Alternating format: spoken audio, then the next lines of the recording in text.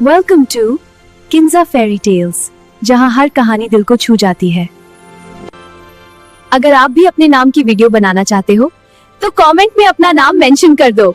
ये कहानी है कलआ नमक की, एक ऐसी जगह जो 3 समुंदरों के संगम पर बनी थी। यहाँ की हवा में नमक था, जमीन में क्रिस्टाल के पत्थर थे और महल की दीवारें सफेद मछलियों की हड्डियों से बनी थी। ये खूबसूरत था और इतना ही खतरनाक भी। मलका नारदिया एक जमाने में इस सल्तनत की सबसे नेक दिल हुक्मरान, लेकिन जब से उसका शौहर बादशाह ताहिर समंदरी तूफान में लापता हो गया, नारदिया का दिल भी गुम हो गया। अब उसके दिल में सिर्फ एक खौफ बचा था, गुर्बत का, भूख का, अपनी ताकत खो देने का। बड़ी शहजादी जरीन 18 साल की, सुनहरी बाल, हमेशा किताब हाथ में, समझदार, खामोश और हर बात में मानी ढूंढने वाली। छोटी शहजादी लैला 15 साल की, आंखें बड़ी और दिल उससे भी बड़ा, बाग में फूलों से बातें करने वाली, जज्बाती और बेहद मोहब्बत करने वाली। वजीर मकसूद मलका का सबसे करीबी मुशीर, चालाक, खामोश और हर बात का गवाह। सौदागर कैसर दूर देश से आया हुआ एक अमीर ताजिर जो हर चीज खरीदता था, चाहे वो हीरा हो या इंसान। किला नमक के खजाने खाली हो रहे थे।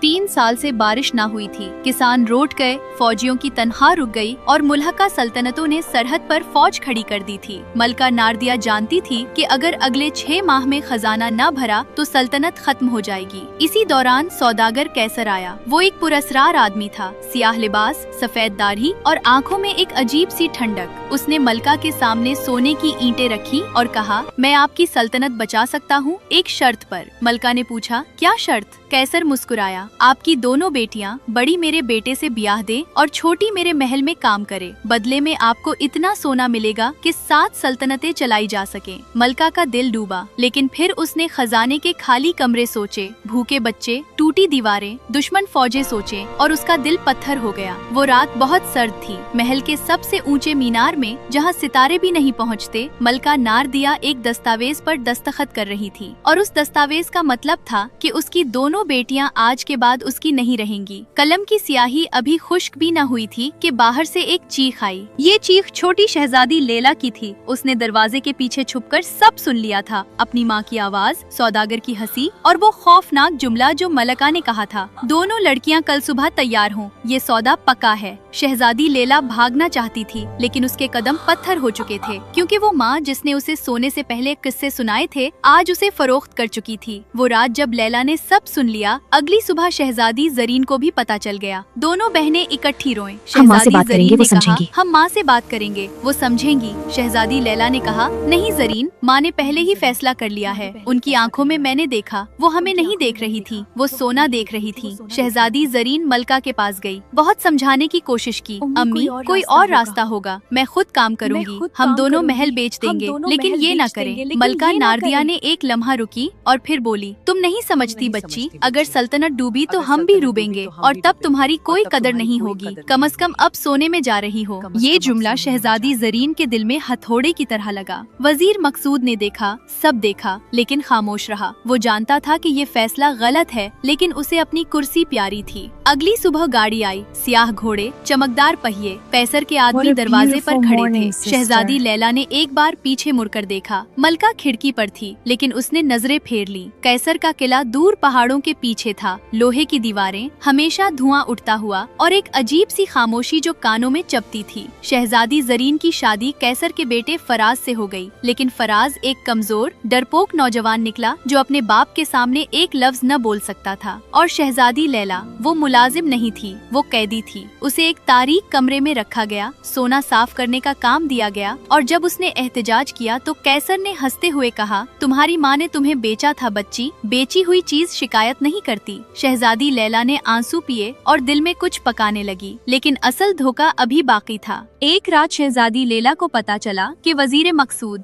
वही वजीर जिसे उन बहनों ने चचा माना था, असल में कैसर का पुराना दोस्त था। ये सौदा मकसूद ने खुद तरतीब दिया था। उसने मलका के कानों में गुर्बत का खौफ डाला, खजाने के खोटे हिसाब दिखाए और कैसर को बुलाया ताकि मलका मजबूर हो जाए। क्यों? क्योंकि कैसर ने मकसूद से वादा किया था, जब लड़कियां हाथ में आए सल्तनत का आधा हिस्सा तुम्हारा होगा। शहजादी लैला ने ये राज कैसर के एक बूढ़े खादिम से सुना। बूढ़ा आदमी जो बरसों से जुल्म देखता रहा था और अब खामोश नहीं रहना चाहता था। उस खादिम का नाम था जावेद। जावेद ने शहजादी लैला से कहा, बच्ची, तुम्हारे पास एक मौका है। कैसर कल रात गायब होगा। उसकी बैठक में एक संदूक है जिसमें वो तमाम दस्तावेजात हैं जो साबित करेंगी कि उसने तुम्हारी माँ को किस तरह धोखा दिया। शहजादी लैला की आंखें चमके। माँ से गुस्सा था, लेकिन सच्चाई तो सच्चाई है। शहजादी लैला ने जरीन को ढूंढा। शहजादी जरीन अपने कमरे में थी, बिल्कुल खामोश, खिड़की के बाहर देखती हुई। उसका चेहरा पत्थर हो गया था, न आंसू न मुस्कुराहट, बस एक खालीपन। जारीन, मुझे मिला है कुछ, हम निकल सकते हैं। शहजादी जारीन ने आहिस्ता सर मोड़ा। कहाँ जाएंगे लेली? वापस माँ के पास। उनको सच बताएं, माँ ने हमें बेचा था। ये लफ्ज हुआ में लटके रहे। शहजादी लेली का दिल टूटा, क्योंकि उसे शहजादी जारीन के मुंह से ये सुनना था, याद आना था कि ये सच है। तो क्या हम यहाँ रहें हमेशा? फराज बुरा नहीं है, वो डरता है अपने बाप से। मैंने हाल मान लिया है। शहजादी लेली ने शहजादी जारीन का हाथ पकड़ा और बोली, मैंने नहीं माना और मैं तुम्हें भी नहीं मांगने दूंगी। उस रात शहजादी लेली अकेली गई। कैसर की बैठक में संदूक मिला, लेकिन जैसे ही उसने खोला, कैसर के पहरेदार आ गए। शहजादी लेली पकड़ी गई। कैसर ने उसे तहखाने में बंद कर दिया, सर्द, अंधेरा, तन्हा। उस रात शहजादी लेली ने पहली बार सोचा कि शायद वो हार गई। वो अकेली थी, कोई साथ नहीं था, न माँ, न बाप, न घर, सिर्फ चारों तरफ पत्थर की दीवारें और बाहर से आती हुई समंदर की आवाज जो कह रही थी, दूर चले जाओ। वो तहखाने के कोने में सिमट कर बैठ गई और पहली बार बच्चों की तरह रोई। जावेद ने रात भर काम किया। वो बूढ़ा खादिम जिसने बरसों खामोश रहकर जुल्म देखा था, आज खामोश न रहा। उसने वो दस्तावेजात जो शहजादी लेली न निकाल सकी, एक और रास्ते से बाहर निकाली और उन्हें एक ऐसे आदमी तक पहुंचाया जिसे वो सालों से जानता था, किला नमक के एक पुराने सिपाही तक, जो अब खाना बदोश था। उस सिपाही ने मलका नारदिया तक खबर पहुंचाई। मलका ने दस्तावेजात देखे और पहली बार उसे समझ आया कि वो खुद धोखे में थी। खजाना इतना खाली न था, वजीर मकसूद ने हिसाब बदले थे। मलका नारदिया कांप गई, गुस्से से नहीं, नदामत से। वो खुद किला आहन पहुंची, सिपाहियों के साथ। कैसर ने दरवाजा बंद करना चाहा, लेकिन उससे पहले फराज ने दरवाजा खोल दिया। फराज, वो डरपोक नौजवान, जब उसने देखा कि उसका बाप क्या कर रहा है, जब उसने शहजादी लेली को तहखाने में बंद देखा, जब उसने शहजादी जरीन की आंखों का खालीपन देखा, तो उसके अंदर कुछ जागा। बाबा, बस करें। कैसर ने घूरा, तुम क्या बोल रहे हो? मैं बोल रहा हूँ कि ये लोग कैदी नहीं हैं और आप ताजिर नहीं, आप जालिम हैं। कैसर आगे बढ़ा, लेकिन मलका नारदिया के सिपाही पहले पहुँच गए। कैसर पकड़ा गया। दस्तावेजात उसके खिलाफ थी। वजीर मकसूद, जो ये सोचकर पिलाए नमक में चीन से बैठा था कि सब खामोश रहेंगे, 2 दिन बाद गिरफ्तार हुआ जब मलका वापस आई। जावेद, बूढ़े खादिम को आजाद कर दिया गया और उसे तिलाए नमक में बाइज्जत जगह दी गई। शहजादी लेली तहखाने से निकली तो पहली बार सूरज की रोशनी में खड़ी हुई और गहरी सांस ली। मलका नारदिया उसके सामने आई और पहली बार किसी के सामने घुटने टीके, अपनी औलाद के सामने। मुझे माफ करो, मैंने गलती की। मैं डर गई थी और डर में मैंने वो कर दिया जो माँ को कभी नहीं करना चाहिए। शहजादी लेली ने एक लम्हा रुकी, फिर उसने हाथ बढ़ाया और माँ को उठाया। मैं माफ करूँगी, लेकिन आपको वादा करना होगा। कहो, हमारा फैसला हमें करने दें। कभी नहीं बेचे, न सोने में न खौफ में। मलका नारदिया ने आंसू पूछे और कहा, कसम खाती हूँ। शहजादी जरीन ने फराज को देखा, वो दरवाजे के पास खड़ा था, गैर यकीनी। शहजादी जरीन आगे बढ़ी। तुमने आज पहली बार अपने बाप को नहीं कहा, ये आसान नहीं था। मुझे मालूम नहीं मैंने ये क्यों किया।